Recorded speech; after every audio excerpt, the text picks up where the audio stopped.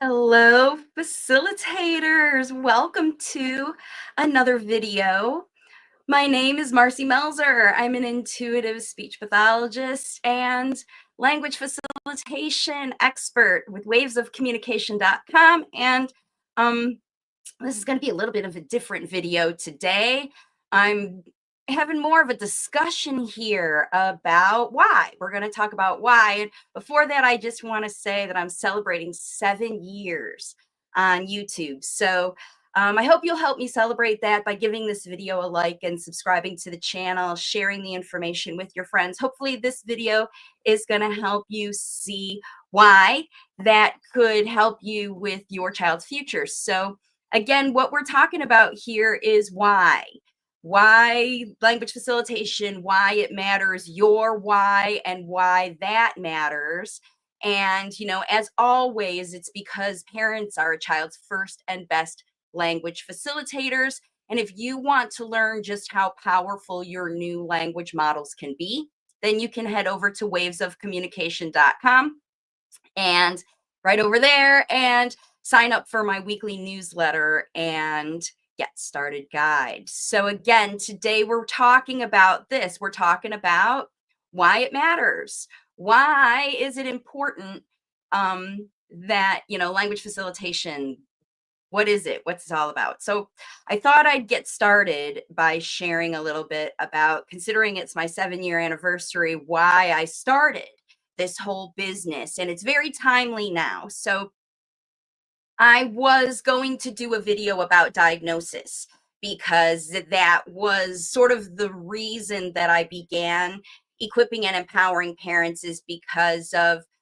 all the discussion right now with RFK calling autism a disease versus a disorder versus a whatever, all of the things going on about what it's called. And then the other arguments about autism versus virtual autism and these autism like behaviors that come from other reasons like video exposure. People also are searching my channel for information about ears and all of that. So I started this. If you know this book here, If It Isn't Fun, It Isn't Fun, because I knew 8 years ago that the system was breaking down hard. It was difficult for me to find peace of mind as a therapist, speech therapist, working in the system with families, because families were also finding it difficult to find peace of mind in getting support they needed. It was all this big funnel of, as soon as kids show X behaviors, certain amounts of times, they get referred to the autism funnel where they get the diagnosis. So they get streamlined into specialized classes and ABA therapies and all of that stuff. I saw the funnel happening. I saw it continue to develop over those 7 years all over the world. I saw parents trying to get out of that funnel. So, that's again why I created Waves of Communication, because it's all about equipping and empowering parents to get the information and resources you need to help your child yourself, because you're being told different things. And again, there's another why. Why do parents contact me?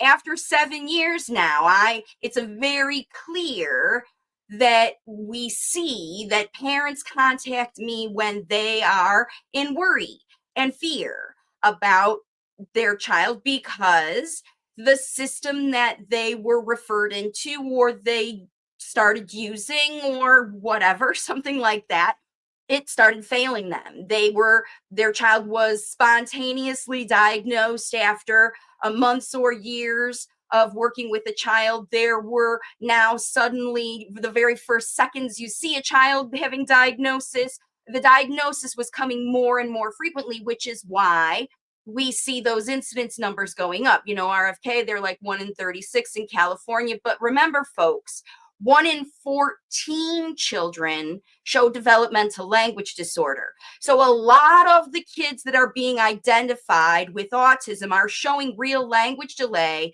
and behaviors related to language delay, while they're, being diagnosed in this funnel. At the same time, the funnel was created for people to be able to, get segregated into these autism or not autism, because as soon as you get that autism stamp, that label, that whatever, then that gives the system freedom to provide you both financially and sort of with an exclusionary, right? You don't get the same kind of intervention that a child would get if they had different things going on. If it was just a speech issue, like they couldn't say their sounds very accurately, that child isn't going to get nearly the same level of support from a system, even though nobody can understand that child at all. Like they're completely unable to be understood because of, who knows, ear infection, tongue tie, all kinds of things. Yet, and they're still being judged as autistic because their speech is not improving and their behaviors are increasing. And so we don't have anything else to call the child but autistic, because now suddenly they're showing all those red flags and all those, all the boxes are ticked now. And the older they get, the more the speech is delayed, the more boxes can get ticked because they're just available at that age, right? The gap starts to widen. And parents are in situations and they are worried. So why do you worry? This is what I want to know. Parents come to me because they're worried. They're worried about their child, and that maybe they haven't started a system. They're worried about the system misjudging, mislabeling their child. They're worried about what, if they do accept the diagnosis, what that means for them and their child. And all those things can cause you to worry, because remember, that's where your energy is flowing to, and you're going to get back more information regarding that worry. Am I worried about the school? Well, the school is going to be defensive. Am I worried about the therapist? The therapist is going to justify their things they're doing. The therapy isn't working, the ABA, my child doesn't like going there. They're going to justify that this upset emotion in your child is a necessary step toward their improvement. All those things they're going to hear. So you could be worried because you're hearing things that don't resonate with what's going on. And then you could be contacting me to find out if that's true or what's going on. Because the reality, folks, is that everything is breaking down. The systems are breaking down. There are not enough speech therapists to handle all the children who are late talking. Let's just say that right now. The vast number of children who have speech delay. It's the same with the reading levels in the world. There are more and more and more late talkers, children who are talking later, reading later, writing later, communicating later, developing social skills later. And it depends on a big variety of issues. COVID was a big, those lockdowns were a big, blockage. A lot of kids learned social behavior and communication and social experiences, and those were taken away from us. Maybe you're still restricting your child because of their behavior. You don't go, so they don't see other children who they can learn from how to behave naturally and communicate normally. Maybe you're not teaching them. Maybe you have used videos, or you've just relied on therapy. You just followed that funnel, and now your child's in 20 hours or more a week of therapy. All of those things could be going on, but you're still worried, right? That's the issue that I want to talk about. Why you're worried really matters, because you made decisions to put your child into things based on whatever. Okay. So, why, attachment to why. This is when you find yourself using these words: diagnosis, disorder, disability, disease, and behavior. Whether you're justifying it, not justifying it, whether you're saying your child has it or not, whether you're doing the evaluations to see, the screeners, the this, the that. That's all about finding something wrong, right? Which is wrong with your child, which would be a diagnosis. Why do we get a diagnosis? Why is your child labeled with a disorder? What does the disability label, level 2, level 3, level X, level Y, what does that do? these dis-ease words, like it's a disease. What does that do to help your child overcome the things that are challenging to them? It's obvious that they have challenge. It's obvious your child has challenge. But when the first thing, this is a good way to check your why you're doing things. If you're doing things out of fear and worry, that's your why. You're going to find yourself using those words: disease, disorder. It is a disease. It's not a disease. It is a disorder. It's not a disorder. It's a this, it's a that. And this is what my child has. Your child is not a this or that. Your child is a child. Your child is them. They are a person. You should be talking about your child by name and ability, their superpower, just like you would about yourself. You don't introduce yourself saying, "Hi, I'm, Marci, and I have dyslexia, or I have chronic post, traumatic stress disorder, or I had childhood trauma, or I had this, or I had that, or I had whatever." Your attachment to those things makes you project them to the world. And that attachment to whether what's going on with your child to cause their challenge is called something by the world, and your attachment to that argument. That's why I didn't do that video. Do I believe that autism is a disorder or a dis-ease?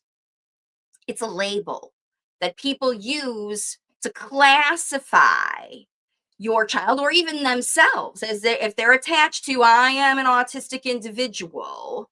They say that so that people understand that they might have challenges that they expect that person to accommodate. You're saying that out loud. You might need that accommodation. Just like if you're hearing impaired and someone starts talking to you, you've got to let them know, I can't understand you. I can't hear you. And then they might get louder, or they might start writing, or they might accommodate you. So again, when you talk about your challenges as who you are, it does help people accommodate you. But is that why you're telling them? Aha, there's your real why. Are you telling them because you want them to do things for you, or because you want them to understand you, or because you want them, again, to help in some way? It matters. It matters why you tell people the things you tell people about your child. Do you want them to accept them in their behavior, even if their behavior is outrageous, yelling, screaming, hurting other people, taking other people's things, right? So there are real reasons to say those labels or whatever. But if you start your conversation with, "My child has a this or that," right? Because that makes a difference in why you choose the intervention plan. Why are you doing what you're doing? Again, if you're doing it out of fear and worry, then you're praying by some magic something that someone else is going to fix what you think you believe is broken in your child. You keep talking about what's wrong. You keep talking about the label. You keep talking about, is it this? Is it that? Is it this? Is it that? I'm just praying it's not that, right, inside. I just want it to be this. So I'm going to ask enough people to have enough people tell me it's this to make me feel better about what people call my kid. Okay, and that's where all of this is potentially blocking your ability to help your child, right? Because the why is everything.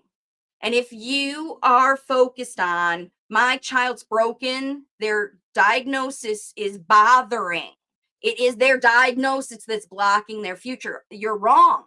Because that's just a made up label that somebody used. Literally, people are calling the same thing. One's a diagnosis, one's a disorder, one's a developmental delay, one's a this, one's a developmental language disorder, autism, whatever people call it. You're going to talk to anybody different who calls it that thing, but why you talk to them is what you need to think about. Why are you asking that person again? Because people ask me over and over and over and over and over again. They make consultations with me and they just wait for me to say the one thing. I believe it is blah, blah, blah. People pay a lot of money for that. Okay. Now, there are people that are creating and stirring up this fear and worry in you to have you make decisions based on that fear and worry and attachment, right?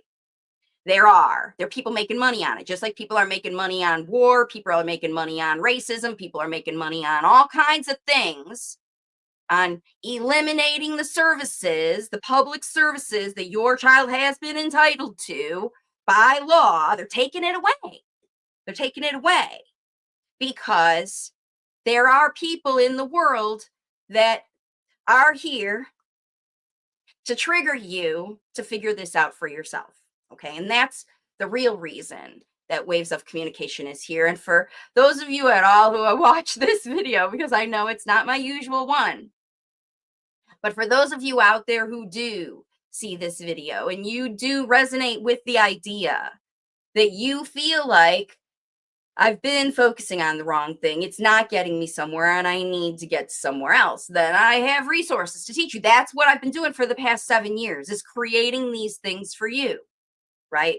Universe got me started so that it's all laid out and ready for you to take this on yourself and approach the process with peace of mind and love and acceptance, because that's what we do have every day, regardless of the behavior, diagnosis, disorder, dilemma, blah, blah, blah, all that stuff that your child behaviors, your child is seeing, and the people who judge them on it, regardless of how significant they are, how old your child is, how old you are, where you live in the world, how much money you have in your bank. The thing that you can get for yourself together with your child is peace of mind.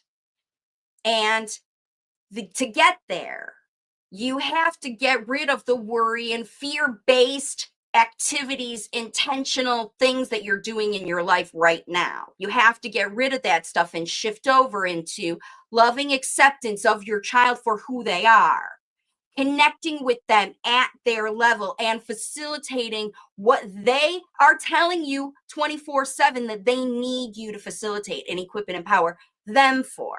I equip and empower you to equip and empower them.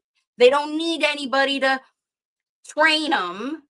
They need someone to facilitate their independent evolution as unique souls, human beings on the planet that don't fit into a funnel or a box, right? They're going to show you why they don't fit. They're going to show you why they're too smart. They're going to show you why they're too whatever. They're going to beat up that teacher. The teacher is too, right? They're going to show you when it doesn't work.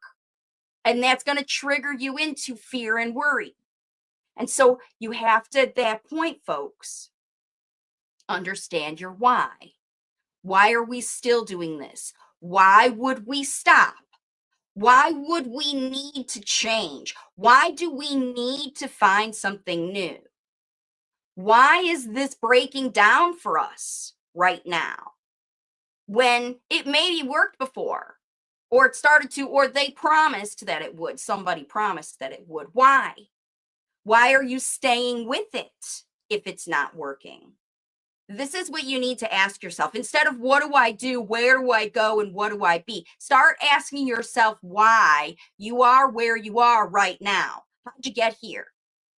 You made decisions based on fear, hope, pray, faith by the grace of God, by what somebody sold you, a promise. You made those decisions. And now you have a chance to understand why they're working or not.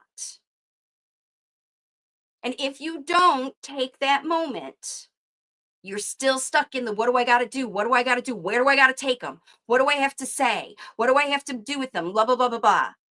Show me, demonstrate, teach me exactly. If you want to know all of that stuff, then you can work with me one-on-one to figure out how to do it, because it's not the same for everybody. It's unique to every single family, and you can figure it out. In fact, you need to. As a parent, you absolutely do. You need to figure out why it matters. Okay? And remember, you can learn just how powerful your new language models can be. You can learn this with my free Get Started Guide. It's free. Just make a few changes. And then my workbook, I've just done 7 videos. I've just done 7 videos in a row of how to dial in and use this workbook to help you understand your why and then do the right thing. Take action from an empowered place, right? And in the description, you can order your workbook. It's available all over the world, okay? You can figure this out. You need to. If you can't, if you really want help, I get it. You can ask me a question. You can work with me. I've got a whole community available online at wavesofcommunication.com. I've got workshops. It's actually 9 hours of workshop time. Virtual autism, what to do, how to figure it out. And then I can work with you and tell you exactly what to do, because that's what we do. All the blockages to speech, you're going to identify and overcome the why. Why are these things keeping you stuck? Why is it important that you change when you're stuck, right? Because if you have blockage, you have to overcome it. Otherwise, progress will not happen. And that's probably what's going on now. So let's identify what's going on and develop a daily plan so you can stay consistent, a daily plan that gives you peace of mind, that helps you stay consistent, and support to navigate family and community. Wherever you are, wherever you work, language facilitation happens everywhere. And you can set up a functional home-based homeschool if you don't feel like these schools are able to support your child, which many are not, okay? And I can do it both online or in home, depending on how you want to work with me. So that's the whole deal here. It's the best outcomes come from when you are equipped and empowered and you understand your why, because it is up to you to help your child. It's up to you. It's up to you. You have to help your child share their wisdom with the world. If it isn't fun, it isn't fun. Are you having fun? Why not? Okay, why not? Because there's something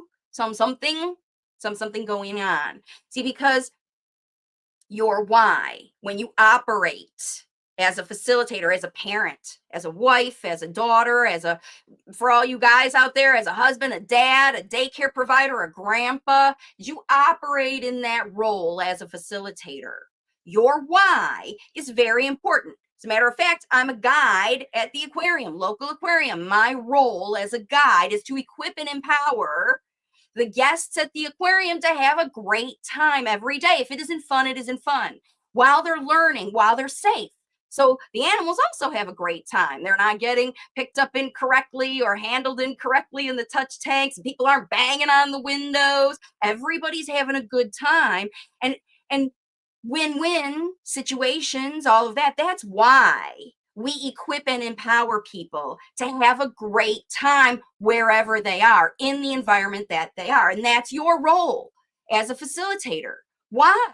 Why do you care enough about this child to equip and empower their functional spoken language, the language that you can use with them to have conversation and teach them about the things you know, like sharks, or the things that you want to find out from them, like why are they banging their head, and what's causing them to be dysregulated, what helps them regulate, what helps them communicate, just in the process of connecting and facilitating your why with their why. Why are they using this behavior? Why? It matters. It matters when you understand your child, and it matters when they understand you. So you explaining your why you do the things you do after you came up with that reason, you're going to change. Because if you are habitually doing things out of a why that is fear-based, worry-based, stress-based, hope and pray to God based, without real functional action because you don't know what to do properly. You're doing these things out of habit, right? You just stop and think about your why right now before you start doing the next thing, before you approach your child to do anything. Get them dressed, feed them, take them someplace, make them do something or stop doing something, whatever it is that you're doing. Why?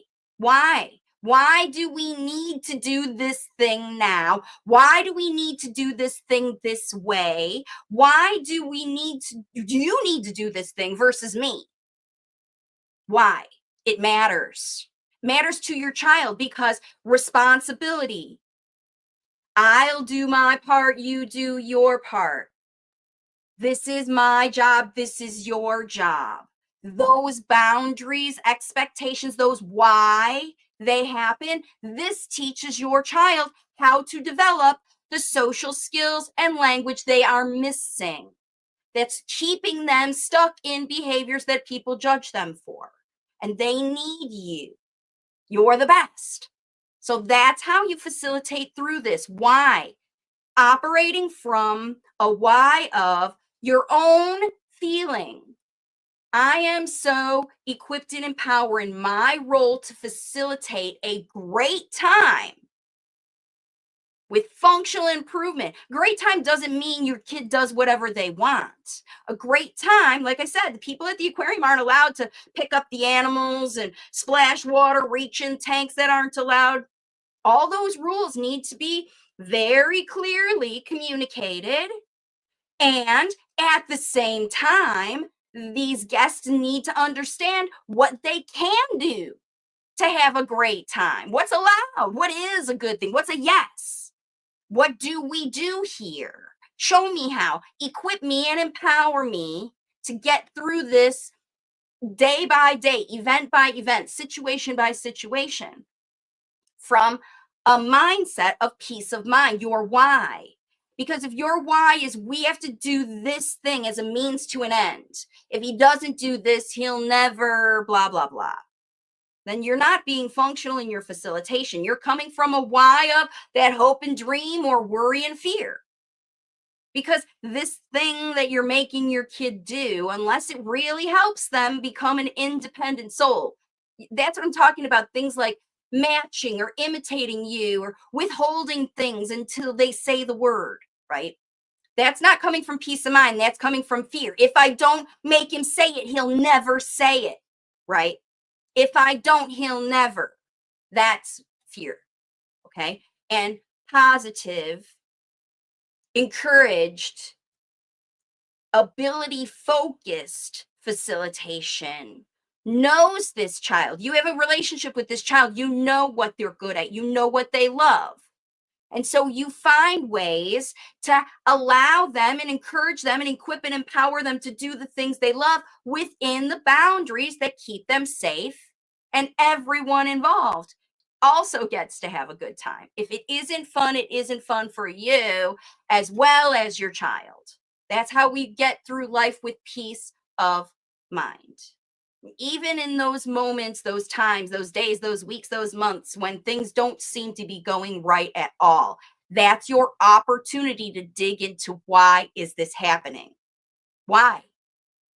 Because things don't happen for no reason. Everything gets triggered by everything else. That's how the universe works. What are you watching on social media? What are you eating? How are you taking care of yourself? Are you getting enough exercise? That could be, all of those factors. If they've changed, if you've seen some different, why? Why did you stop taking walks? Why did you start taking walks? Why did you stop eating, drinking coffee? Why did you start drinking coffee? Or start and stop, right? I mean, there's all kinds of things that you're making decisions about. Why? That's your superpower. Your why is your everything. It helps you decide whether you're going to have fun every day. If it isn't fun, it isn't fun. Or if it isn't fun, it is not fun. But I'm going to do it anyway because fear and worry tell me that I need to do this thing that's not giving me peace of mind. How do you feel? I see a few people watching me. Hello to all of you out there. I know that this is not my usual video, but we're talking about why. Why did you put your kid in therapy? Why did you take them out? Why did you start things and stop things? If it's worry and fear based, right?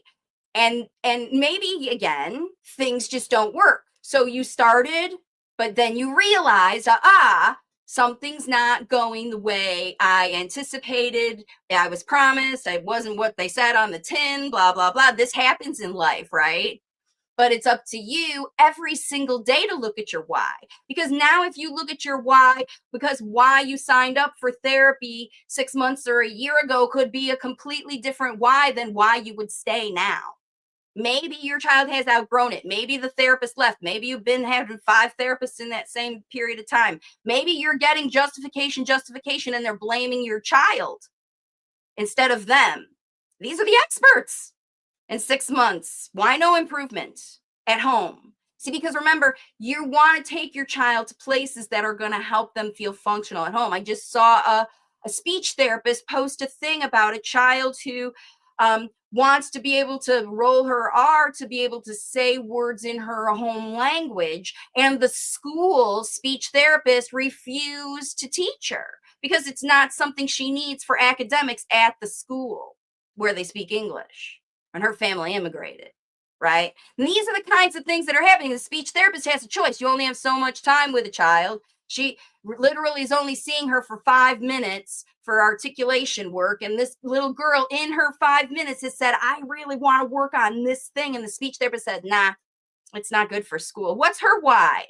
What's her why for saying no? When a therapist child relationship, the person who's the one being treated actually says, this is my goal that I want to do. And you hear from a therapist, nah, that's not a good goal for you. Or I'm not the one to help you with that goal. Remember, you have to listen to these people. Their why matters. It matters, folks. It matters why you choose to do the things you do and why you choose to stop them.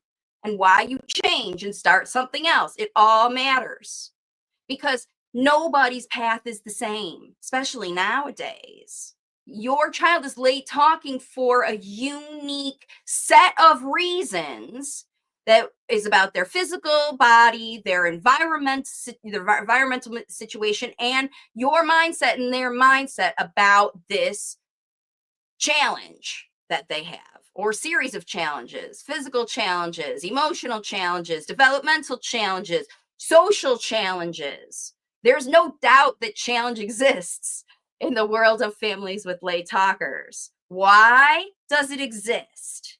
Well, yeah, your child probably has some stuff going on, but why you choose to argue over what it's called is a waste of time, I think. It isn't fun, right? Because every single day should be fun, folks. If it isn't fun, it isn't fun. If you haven't seen this book, make sure that the link is in the description of this video so that you can check it out. It's over there on Amazon with the workbook and it's available on audiobook. You'll hear me tell you the whole story about literally how I had to quit the system. I had to quit because the only opportunity they offered me as a speech therapist was to diagnose every kid with autism. Every kid.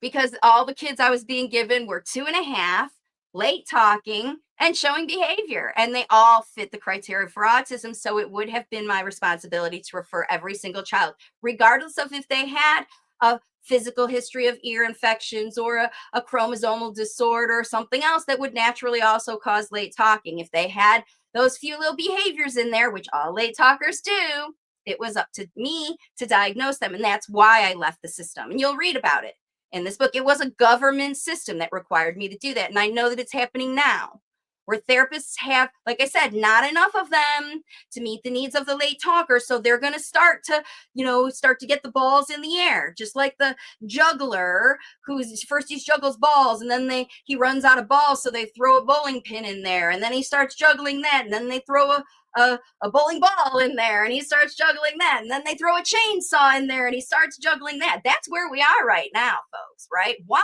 are people throwing chainsaws in your juggling act? They are. They are. How about that for a metaphor, right? So I just want to leave you with this. Why it matters? It matters right here. It matters. It matters why you do the things you do, because it matters that you're approaching your facilitation role with peace of mind. And when you can do that, you'll have fun every day. No matter what challenges you're working through, because working through challenges can be a lot of fun. Figuring something out, whoa, we can do this. All we got to do is take more time, add this extra tip, work through it together. Maybe we're not good at it today, but tomorrow we'll try again. Like that kind of mindset is fun. It's fun because just like that's why I became a therapist in the first place, was because when I had all of that stuff working, I was working with balls and not chainsaws and bowling pins and all that stuff. I was working with everything that meshed, everything that connected for that child and that family. A mom that wanted to take on the job, a, a kid who was eager to share, right, what they knew, whether it was positive or negative. They were expressive in their own way. They weren't hiding from the intervention. They were enjoying the time together with the parent. And the parent was figuring out how to keep, too much pressure back and figure out how to connect with that child. And the child starts to learn and the parent starts to get more excited. And then they teach incrementally now because they see how that works. And the child is learning and they're seeing improvement that they never saw in these therapy situations. And that's why parents start with me maybe at the same time they're in therapy and then eventually give it up. So that free Get Started guide, folks, over at wavesofcommunication.com, head over there, get your free Get Started guide and share your wisdom with the world. If it isn't fun, it isn't fun. Okay. So I hope that this video helps you a little bit with making some choices about what you're doing with your late talker. It's my response to the noise out there about diagnosis. What's it called? It doesn't matter what it's called. Everyone is going to call your child whatever makes their position valuable. They're going to say what benefits them, not necessarily what benefits your child, right? That's up to you to figure it out. I did a video, the last video I did, about to figure out what's going on, and I have all kinds of ways to help, as I talked about on this video. So that's what I'm going to leave you with. Thank you so much for joining me on this one. Those of you that did stick it out to watch, right? I appreciate you. And I'll see you on the next one. Bye for now.